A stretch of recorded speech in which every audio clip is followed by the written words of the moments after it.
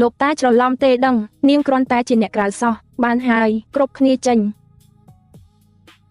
ខ្ញុំមានរឿងចង់និយាយជាមួយគាត់ជាឯកជនគិតថានាងជានរណាហ៊ាននិយាយជាមួយតាបែបនេះតែកំភ្លៀងខ្លួនឯងទៅ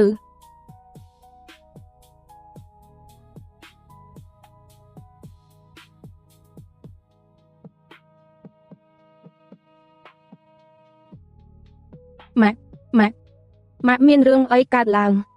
ម៉ាក់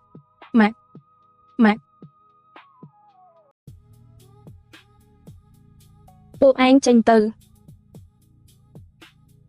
នាងមិនមែនជាមនុស្សទេចេញទៅ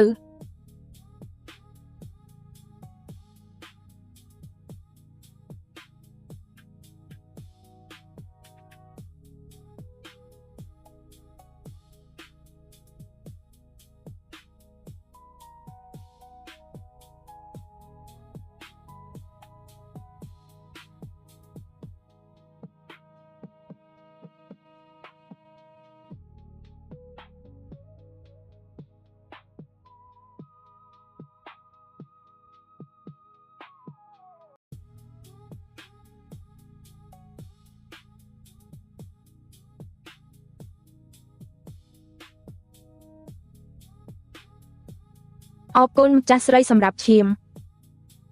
ប្រាប់ខ្ញុំហេតុអ្វីបានជាអ្នកទន់ខ្សោយខ្លាំងម្ល៉េះក្នុងរយៈពេលប៉ុន្មានឆ្នាំមកនេះឆ្នាំងដាំបាយទឹកនៅឯណា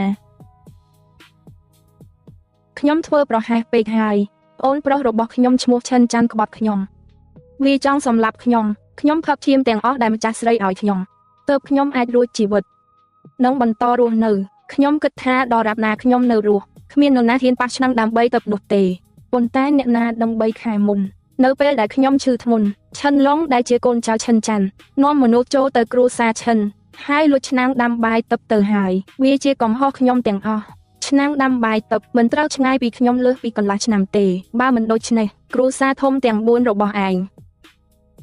នឹងទទួលបានគ្រោះមហន្តរាយជាមិនខានត្រូវវិនាសដោយគ្រោះធម្មជាតិជាបន្តបន្ទាប់នឹងទុក្ខវេទនាយ៉ាងយូរអង្វែង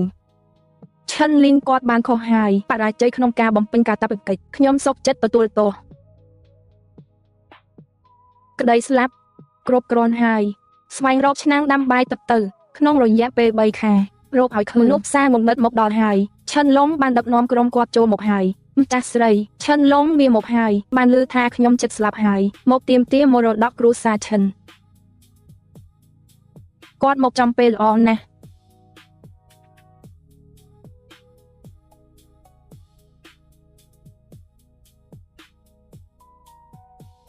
ឈិនឡុងតើលោកចង់បានអ្វីខ្ញុំបានឮថាលោកតាមានជំងឺធ្ងន់ក្នុងនាមខ្ញុំជាចៅគាត់ត្រូវតែមកសួរសុខទុក្ខគាត់វិធីនេះបងប្អូនយើងគួរតែដោះស្រាយបំណុលយើងដែរក្រុមមកសម្រុកចូលគ្រួសារឈិនមកសម្រាប់មរតកគ្រួសារឈិនទេកុំគិតចង់បានអ្វីផ្សេងឲ្យសោះ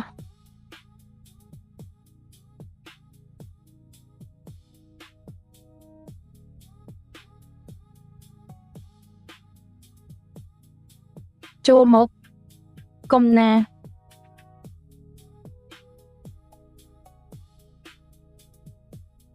ជីយិនមរតកក្នុងផ្ទះនេះទាំងអស់ជាកម្មសិទ្ធិរបស់ខ្ញុំតើឯងបានឃើញកូនប្រុសឯងទេតើឯងនឹងឈរមើលកូនប្រុសឯងស្លាប់ចំពោះមុខមែនទេឯងហ៊ានអូត្រូវហើយខ្ញុំភ្លេចថាលោកមានកូនប្រុស2នាក់ស្លាប់ម្នាក់នៅសល់ម្នាក់ទៀតហាត្រៀមបាញ់វាទៅហា